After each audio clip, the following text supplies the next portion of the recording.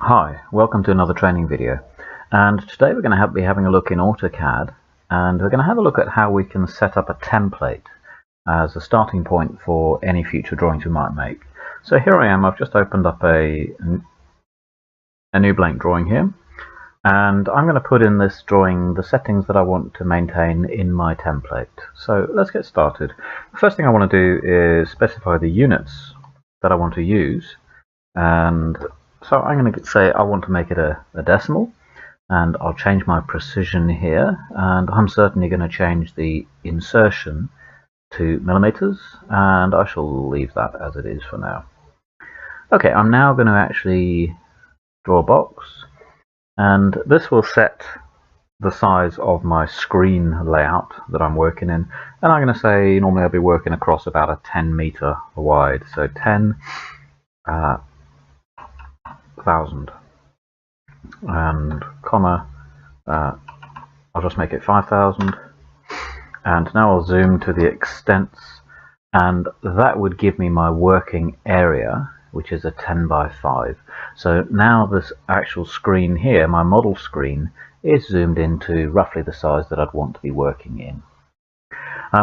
Let's now have a look at some other things that we might want to set up. So we may want to set up some text styles. So I'll go to Annotate and click on this little flyout here, and I'm going to predefine another text style. So I'll say New, and I'm going to call this one Layout, and clearly I'm going to use this one on my layouts, and I'm going to choose an Arial rounded empty bold, and I'm going to make the text height 10 and click Apply. Now I'll close that one down, and now the other thing I might want to put in here is I might want to put in some different layers. So I go to my Layer Properties Manager, and I'm just going to insert a new layer here, and call this one Foundations, and I'm just going to put a nice shade of grey as my foundation color. Make another new one, and I'll call this Walls, and you'll see how it's picked up the color of the one above it. I'm going to change that one to blue, and this one will be Roof. Now clearly you put in a whole range of layers to suit whatever you're doing in your standard drawings. I'm just putting them in for now just so you can see, and I'm going to go back to selecting layer 0. So when I close this, layer 0 is my current layer. Now any other settings that I want, I would make those changes now so that those settings are what's included in my template, and that's the standard position when I actually open the template in future. Let's now have a look at the layouts. So I'm going to go to my layout, and you'll see that it's put some standard stuff in there by default. I'm going to select that, and I'm just going to shrink that one down to start with. That's the actual viewport window, and I'm going to make another change to it immediately. I'm going to say turn off the grid in the viewport. That's not printable.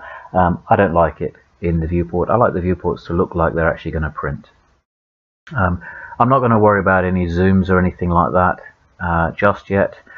What I am going to do is change these settings on the paper where I have my printable area around the outside. So I'm going to choose this one first of all, and I'm actually just going to rename it. So I'm going to call this A4, and then I'm going to right click on it and just say let's go into the Page Setup Manager, and I'm going to modify this one here called A4, and the first thing I'm going to do is change the paper size to an A4. Now I don't want that A4 because that's the portrait one. I want this one, which is the landscape.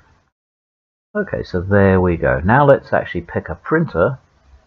In fact, let's change the scale first of all. Let's make sure it's going to be 1:1, which means no scaling. That's exactly what we need, and it is printing the layout. If I now say let's choose a printer, let's choose the Adobe PDF, which is effectively a virtual printer. Although the page has shifted to look like it's portrait, you'll notice down here it does say that it is landscape, and it is printing portrait but on its side. Let's go into the properties here, and bearing in mind this is A4, we're going to modify the printable area. Let's go down to the A4, ISO A4, wherever it is, keep going down, There we go, and I'm going to modify it.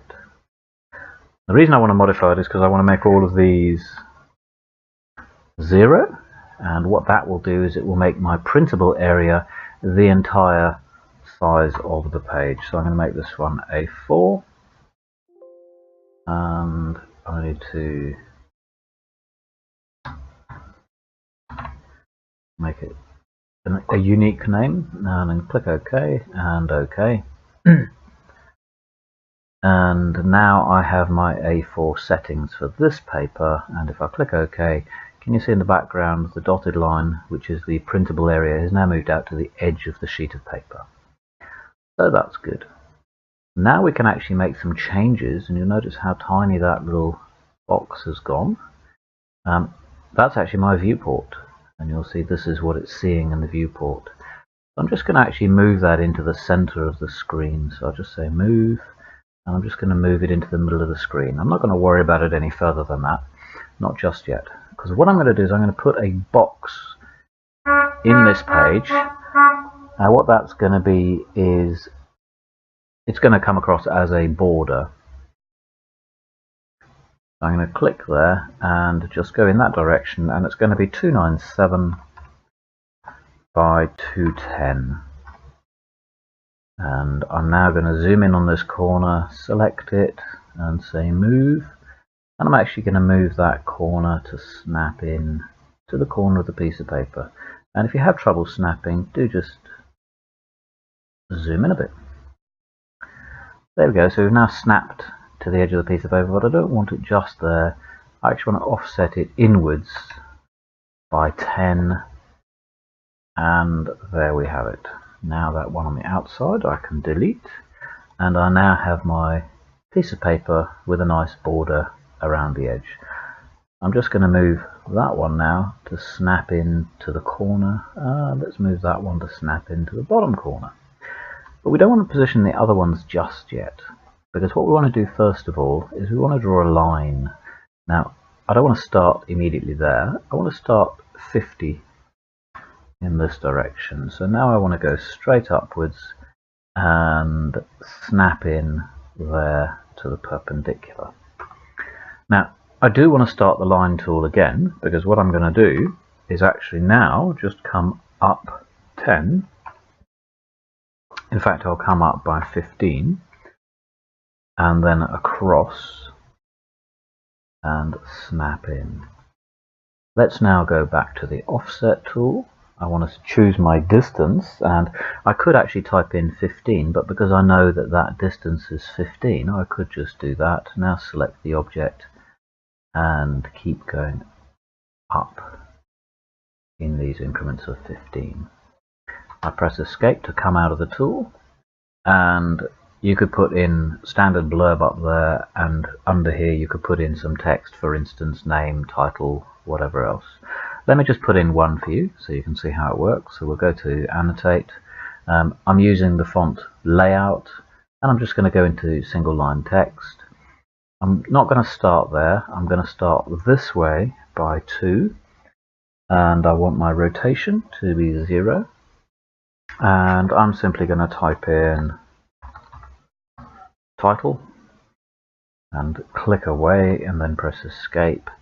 Now if I select title, I can actually move it upwards, vertically upwards by 2, and that nicely lines it up inside the box.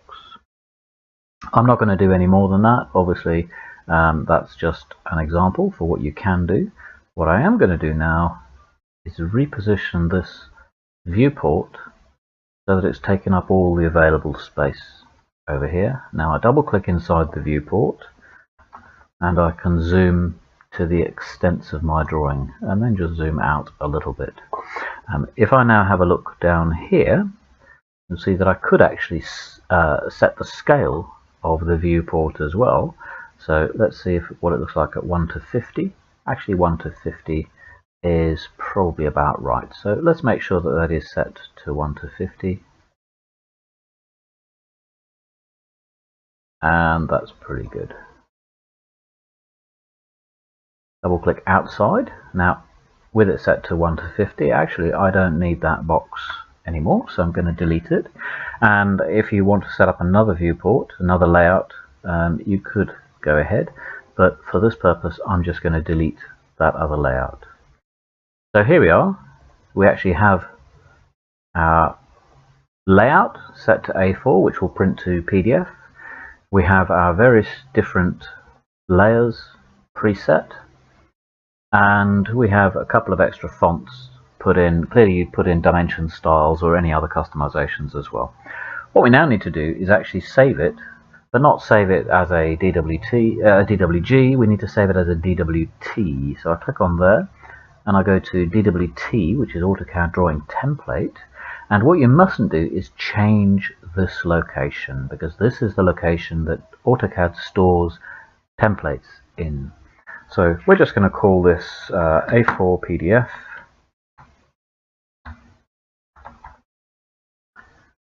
And click on Save. And you type in some standard blurb in there. It's not feet and inches, so I delete that. It is metric and it is millimeters. So you would type in some kind of description there, and I'm going to click OK. And you'll see how it now comes up with the name of the template, because that's the file we're working on. However, if I close this one down, what I can now do is start a drawing from that template. So rather than me just clicking on Start Drawing, I come down here to where it says Templates, and I have my template as a starting point. So let me show you the difference between the two. So if I just go there and start a drawing, it goes in as a standard drawing based upon the AutoCAD default template, and it doesn't have any layers in it. It doesn't have my style, and it has some standard layout 1 and layout 2. If I go back to my start menu, however, and I click on the drop down and I start from my template that I've just created, when I come up here I have my different layers already in there. And if I go to annotate, you'll see that I have my style for layout, and most important of all, down here I actually have my layout set up as my A4, and if I right click on there, you'll see that the default plot will actually be to plot to a PDF. So if I say modify, you'll notice this is plotting to a PDF. Okay, I hope that's been useful, and thank you for listening.